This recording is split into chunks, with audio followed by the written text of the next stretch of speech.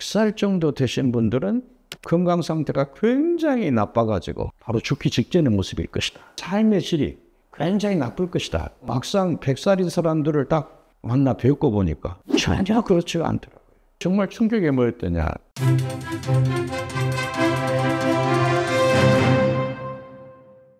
예, 박상철 박사입니다. 네, 오늘은 노화하고 장수에 대해서 말씀 좀 드리려고 하겠습니다. 이 노화라는 것은 나이가 들어가면서 생물학적으로 퇴행성 변화가 생겨서 결국은 죽음에 이르는 그 과정, 이런 것을 우리가 전통적으로 노화라 이렇게 말하고 있습니다. 그런데 이제 장수라는 개념은 조금 다릅니다. 평균 연령과 비교해서 항상 이야기를 합니다.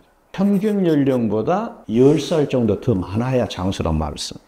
근데 지금은 평균 연령이 80이 넘어버렸습니다. 그래서 이제는 90이 넘어야 장수한다 이렇게 표현을 하고 있습니다. 이 장수라는 개념은 생물학적 개념이 아니라 사회적 개념이다. 이렇게 유념을 해두시면 좋겠습니다. 제가 장수에 관심을 가지게 된 것은 노화 연구를 하면서 사람은 어떻게 늙어가느냐 비교를 해보려고 했던 것이죠. 인간의 최종 순간의 모습, 그것을 100살로 설정을 했어요. 100살인 사람들은 얼마나 늙었을까? 얼마나 생물학적으로 다를까? 자, 그런데 저희들이 이제 100세 연구를 딱 할 때 가정은 뭐였느냐? 100살 정도 되신 분들은 건강 상태가 굉장히 나빠가지고 바로 죽기 직전의 모습일 것이다. 삶의 질이 굉장히 나쁠 것이다. 이렇게 저희들이 이제 생각을 했었죠. 근데 막상 100살인 사람들을 딱 만나 뵙고 보니까 전혀 그렇지가 않더라고요. 정말 충격이 뭐였더냐? 100세인 사람들이 아직도 밭에서 일하신 분도 계시고, 요 팔굽혀펴기를 하루에 100개씩 하는 분도 계시고, 줄넘기를 1000개씩 하는 분도 계시고, 상상도 할 수 없는 100세인들을 저희들이 이제 만나게 됩니다. 그래서 이제 저희들이 어떤 생각을 하게 됐느냐. 노화라는 것이 이렇게 쭉 점점점 나빠져가지고 나이가 들어가면 형편이 없을 것이라고 했는데, 100세인을 딱 만나고 보니까 노화가 이렇게 되는 것이 아니고, 노화라는 것이 이렇게 가더라. 크게 이렇게 다운되는 그런 패턴이 안 보이더라는 것을 저희들이 보면서, 우리가 지금까지 생각했던 노화의 과정이 잘못됐구나. 어떻게 살았어 저 사람들은 저렇게 건강한 상태를 유지할 수가 있느냐. 그분들은 무엇보다도 제일 첫 번째가 몸이 아주 불편한 사람 빼놓고는 당신이 몸만 움직일 수 있으면 절대 활동을 하더라. 이렇게 활동성. 이게 이제 100세 어르신들의 제일 큰 특징이다 하는 것을 저희들이 알게 될 거예요. 두 번째는 장수신 분들을 딱 보니까 생활이 아주 규칙적이다.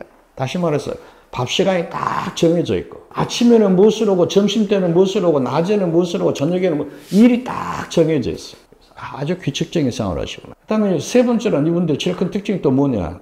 딱 어떤 것을 할 때 절대 무리를 하지 않더라. 어떤 절제적인 생활, 활동하는 것이나, 식사하시는 것이나, 이런 절제성. 그 다음에 또 한 가지 아주 큰 특징 중 하나가 뭐냐. 동네 사람들하고 잘 어울리면서 지내더라. 절대 방 안에 집안에 꼬부리고 계시는 것이 아니라 동네에서 나가서 사람들하고 같이 어울리려고 그렇게 노력을 하시더라. 이것이 우리 장수 어르신 어린들의 큰 특징이구나. 그 다음에 이제 100세인들 이야기하면 자꾸 사람들이 그 먹는 것이 뭐냐고 자꾸 그에 대해 관심들이 큽니다. 우리나라의 100세 어르신들이 드시는 식단이라는 것은 무엇이겠습니까? 우리 한식이다. 자, 그럼 우리 한식이 정말 장수식품이냐? 첫 번째, 우리 전통 식단의 제일 큰 특징이 뭐냐? 주로 채소예요. 자, 지중해 식단에서는 과일이 굉장히 많은데 우리 식단은 과일이 별로 없어. 채소만 먹어도 그러면 장수할 수 있느냐? 과일이라는 것도 뭐 채소의 제일 큰 차이점이 뭐냐? 채소는 항산화성, 항도로변이성, 이 기능이 아주 강한데, 과일은 항산화성은 높은데 항도로변이성은 별로 없더라. 다만 과일의 껍질에는 그게 있습니다. 근데 우리 먹을 때 과일은 껍질을 버려버리죠. 두 번째는 이 채소를 먹을 때 우리가 어떻게 먹느냐. 전부 데쳐서 나물로 무쳐서 먹죠. 그렇지 않으면 김치나 이런 식으로 해서 이제 발효시켜서 먹는 거죠. 자, 그러면 이것이 이런 신선한 야채보다도 데쳐서 먹는 야채 먹는 방법이 좋은 방법이냐 분석을 해서 보니까 아주 재밌는 결과가 나왔습니다. 우선 이게 신선한 야채는 볼륨이 이렇게 많더라도 데치면 한 주먹도 안 됩니다. 이게 데친다는 방법이 야채를 훨씬 더 많이 먹는 방법이다. 두 번째는 뭐냐. 이렇게 데치면은 이 열에 약한 비타민 C 같은 것이 많이 깨진다. 이렇게 되어 있습니다. 그래서 실제 데친 야채를 보니까 비타민 C가 깨져요. 그래 깨져봤자 한 5%에서 20% 깨져. 5%에서 20% 깨진다지 말고 그 야채 먹는 양 자체를 서너 배 더 높여버리니까 비타민 섭취에도 큰 문제가 없더라. 그 다음에 이제 이 중요한 것이 이제 질산염 함량입니다. 질산염은 질소비를 많이 쓰다 보니까 채소에는 질산염이 높습니다. 근데 이 질산염이라는 것은 우리 몸에 들어가면은 위에서 아질산염으로 바뀌고 이 아질산염은 또 발암물질을 바로 만들 수가 있어. 자, 그럼 어떻게 하겠어? 제일 중요한 것은 채소 속의 질산염을 없애버려야지. 그런데 1분만 데쳐도 50% 이상의 질산염이 빠져나가 버리더라. 우리가 전통적으로 이 나물 형식으로 야채 먹는 방법이 최고의 건강 식단이다. 그 다음에 또 하나는 뭐냐. 100세 어르신이 젊었을 때 이 사람들은 고기를 별로 안 먹었다. 고기를 안 먹어도 저 사람들이 건강을 유지할 수가 있을까? 왜 그러냐면 채식하고 이 육식하고 사이에 우리 영양소 차이를 우리가 잘 알고 있습니다. 그중에 대표적인 게 비타민 B12 같은 것이죠. 그건 채소에는 없습니다. 고기에만 있는 것이죠.